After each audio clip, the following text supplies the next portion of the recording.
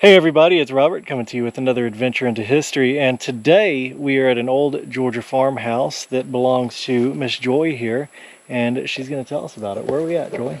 Well, we're at one of the old Butler houses. Next door is a house that was built in the 1830s by Hiram Knowlton, and it's talked about in the Rockaway books because it's very ornate and lots of cool details to it. Once he passed away, eventually it ended up in the hands of a man named Henry Butler, who purchased it, I think, in 1905. And then he had a son named Seaborn Butler that everyone around here called Uncle Seeb. And he was born in 1877, or right about then. And I'm told that then he, at some point, purchased the house. This house. This house. So this was Uncle Seeb's house, who was a son of Henry Butler. When their father died, when Henry died, Uncle Seeb's sister and brother, Maddie and Grady, lived next door. So it was a big family property, originally like 1,000 acres, I believe. And yeah, so we're going to take a tour of it. In the late 70s, it became a hunting camp. And so my dad actually built all the bunk beds, and there's a lot of that sort of hunting culture rituals and different things that we can talk about.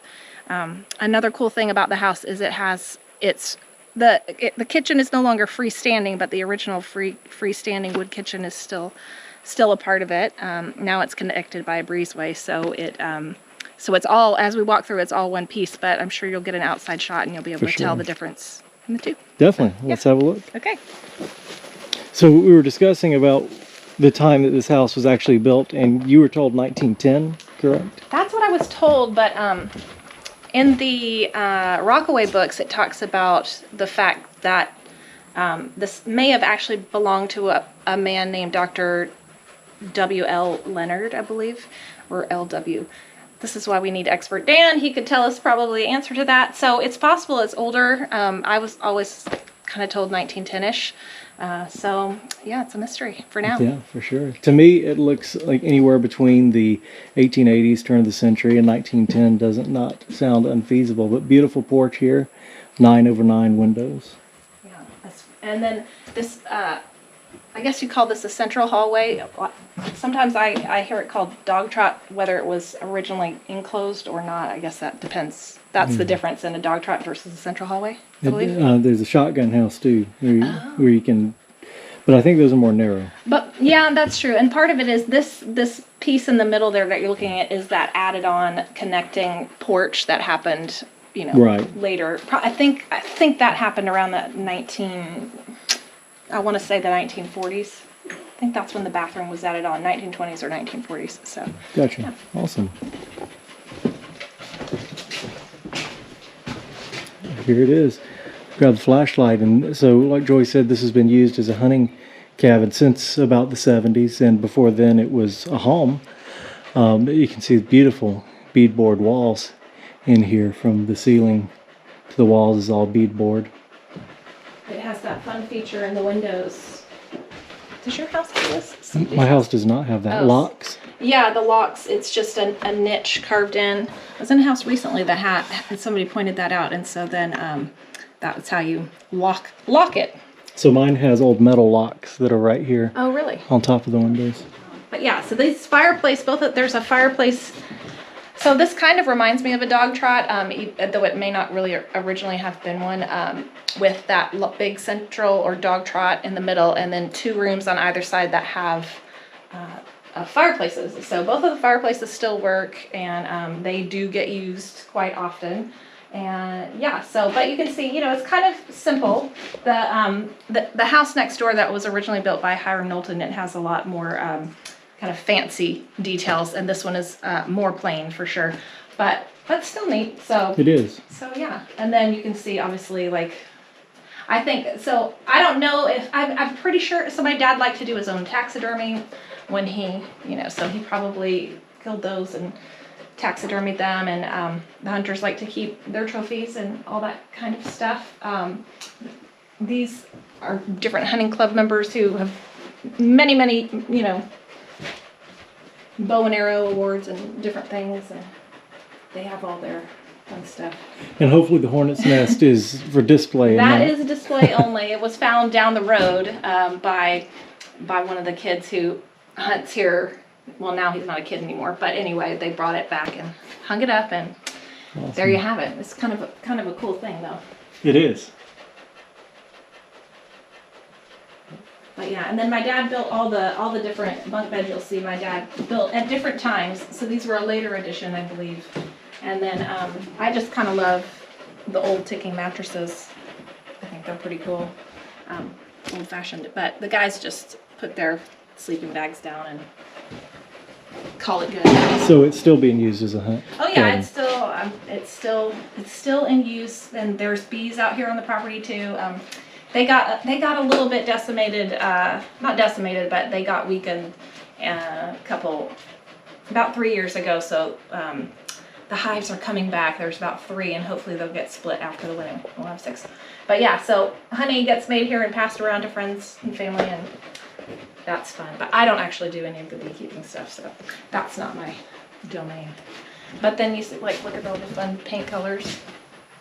Oh, and then I remember when my dad found that, because my middle name is Lynn, so that was the whole Nice. Joy Lane. So that's fun. And then you can see that the hunters because they turned every room in the house into bunking quarters, they made the dog trot or the open hallway the kitchen. Yeah. So with the solar, you can have all the lights on in the house, and you can either use the coffee pot and the lights, or the coffee pot and the microwave, but you cannot use both the microwave and the coffee pots. So the refrigerator still works. The stove, I'm pretty sure still works, but you'd have to have a generator because there's no electricity in the house and no running water. And there's a really cool stove in here. This is... That, I think, came out of my grandmother's house, and she lived down in Mock, and I think when they got rid of it, they kind of gave her an upgrade and then brought that over here. So it probably still works. And we're standing in the area where it was attached. This used to be the end of the house here. Right. And then the detached kitchen over here. Yeah, this you can kind of see out the window here, and I'm sure we'll go out, but this door leads to the kitchen. Gotcha. The kitchen was, somebody put this wall in the middle at one point. It would have been just all open, and then you can definitely tell right here. I mean, it looks like that exterior of a house, and the windows are still here. But yeah, these 2 rooms would have been part of the original kitchen, and from outside you can see the chimney where I guess the wood burning, or not like a fireplace, but a wood burning stove. Yeah. But right now that closet is basically just to hold up that chimney top because there is no stove anymore. So. And we've got the well on the back porch here. Well. Which would have been right out from where the kitchen was. Yeah, now originally this wouldn't have been inside the house, which is definitely not to code. But here we are. And that's a deep one, and it's been sleeved with concrete. About 40 feet, I think. That's what I was told. I don't know for sure. It's a deep one. Doesn't look like there's anything dead down there that I'm going to have you get out, so that's good. Right. Several houses in Waverly Hall were, about 30, 20 miles away, actually originally built with wells on the back porch. Oh, really? Including the one that I recovered the dead okay. thing from. And my house originally had a well on the back porch, but it's been concreted over. Oh, now that's interesting because my grandmother's house, that also had a well right outside the kitchen, but they concreted it over and That's right. and did the porch over it. So I always assumed that these inside the house, the inside came later. Yeah. The well came first. I don't know. Well, I think that this one, we can see this was originally the outside of the kitchen, so it probably was not originally The roof in inside. it. Oh, and it has a bird's nest. So that tells you how long it's been since anybody's tried to get water Right. out of the well. Actually, I think the last time anyone tried to get water out of the well was probably somewhere in the 1980s. So, Oh, wow. Yeah, Yeah. so it's been a while. This was just a little add-on, I think, with the porch, little pantry-ish situation.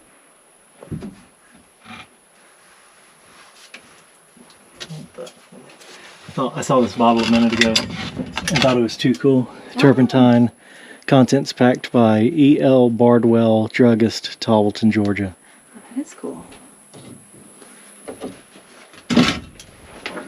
Awesome. Well, let's take a look in the kitchen here. Okay. I was going to show you too. There's in the dining room. There's a little built-in. Right now we can't get through this door, but I don't know what you can see in the closet here up top. But You can see where the deers, I mean, I think they use this to process the deers at one point. I don't know. I think it's also not, deer is plural, not deers. Do you have the flashlight? I left it out there, but you know, you really can't. I don't know. Can't see anything. No, it's covered with plywood, so I'll have to look at it from the outside. And another cool old refrigerator over here.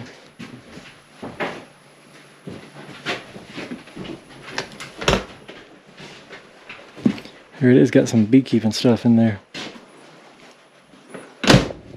Oh wow, that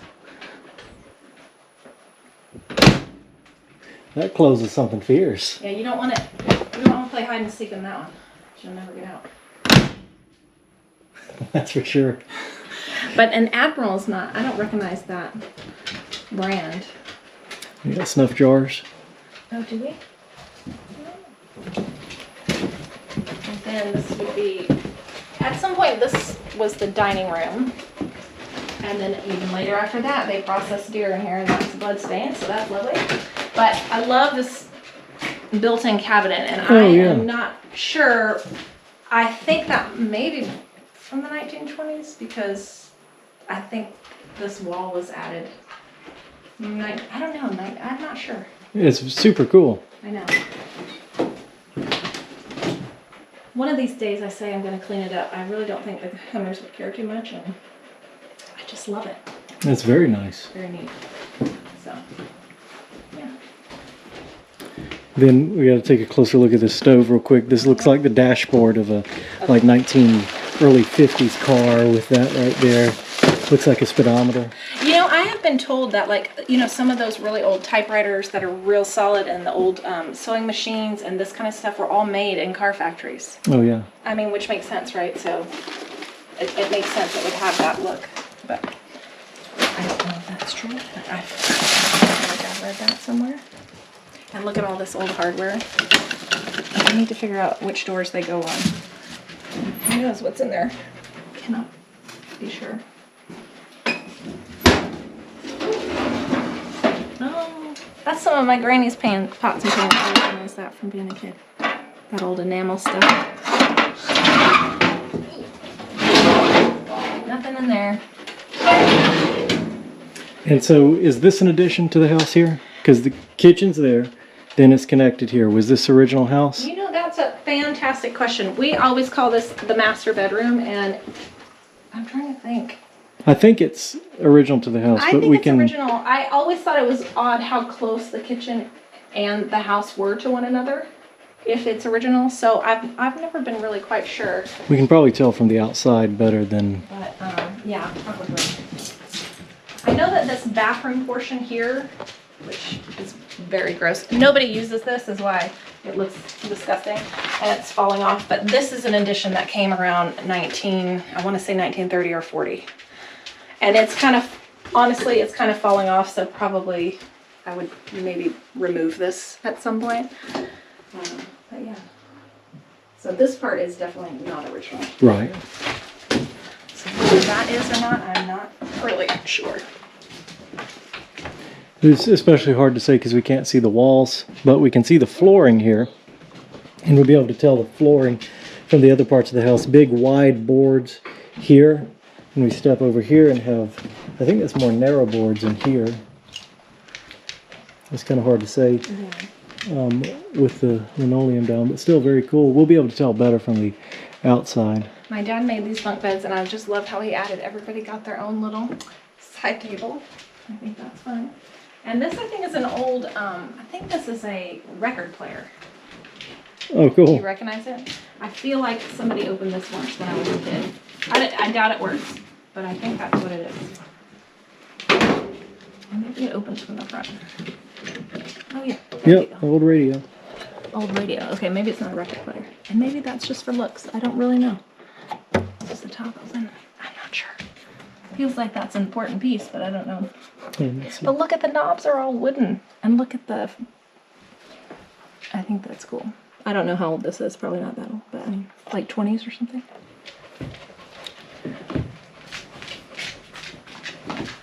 So this was...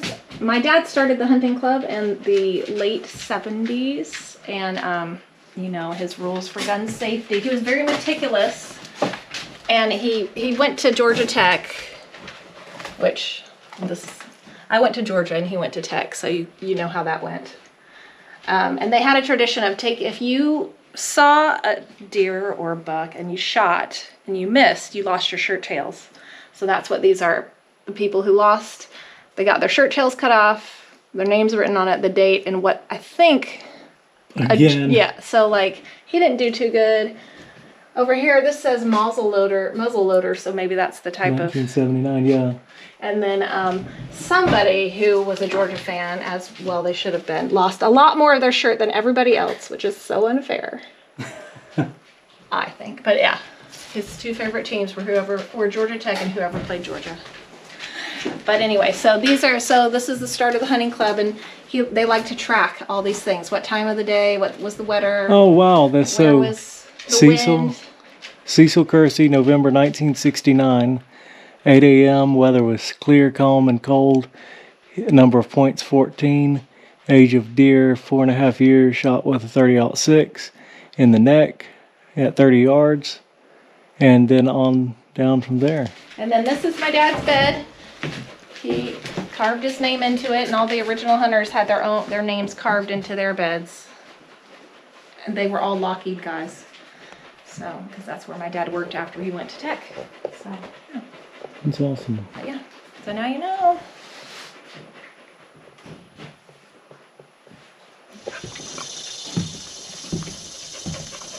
I might be able to find out who owned the property by looking at 1905.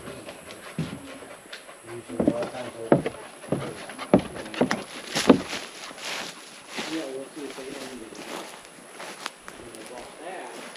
All right, so outside of the house is actually a tenant farmer house up there on the hill. You probably can't see it on video, but we will be back to explore that another time. That should be another awesome explore. It allegedly has a rattlesnake den underneath it, so stay tuned for that one when you see the video that says exploring the rattlesnake den house. Now, we're going to wait till the winter time for that one. Now we're outside of this house now, kind of going to take a look at some of the architectural details and see if we can tell what was original and added on. Fieldstone chimneys up to a certain point, then they're brick from there, which, unless that was done later, does add to the post 1900s kind of build date that we're thinking. Also, the brick piers that are right there look more modern. And as we come back around here, I think we can tell that this is the original end of the house right here. That's where that bathroom was added on. But we can certainly see that the house ended right about there.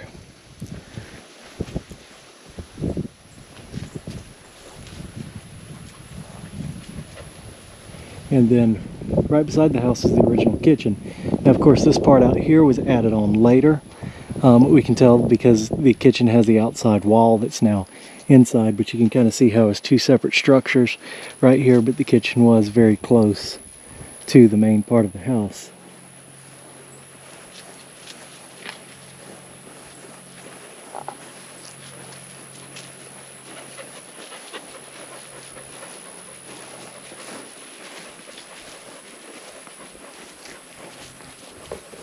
And over here on this side, you can really get an idea of how this would have looked more towards the period of time that it was built with the detached kitchen.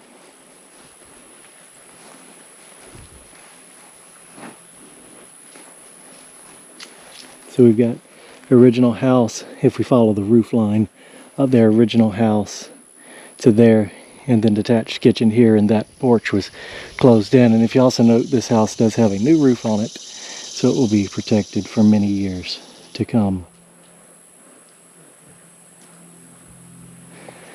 We'll come under here and take a quick peek underneath the kitchen, see what treasures might await. Or rattlesnakes, one of the two.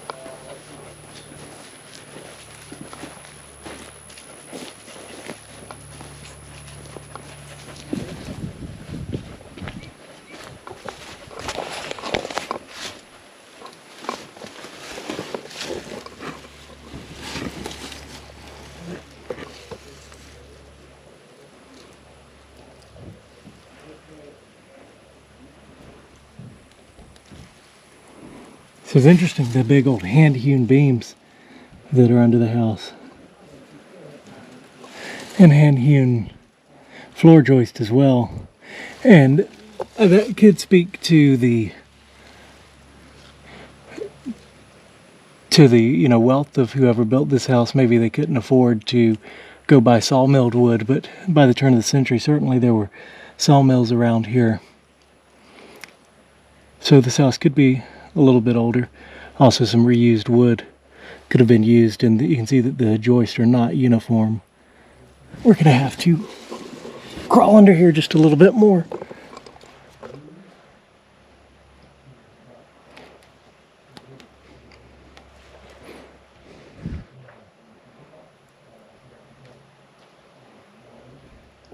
Very neat old house. All right, everybody, I hope you enjoyed seeing this old Georgia farmhouse. Certainly very cool. Big shout out and thank you to Joy for bringing us out here. Don't forget to like, share, and subscribe, and we will see you next time on another adventure into history.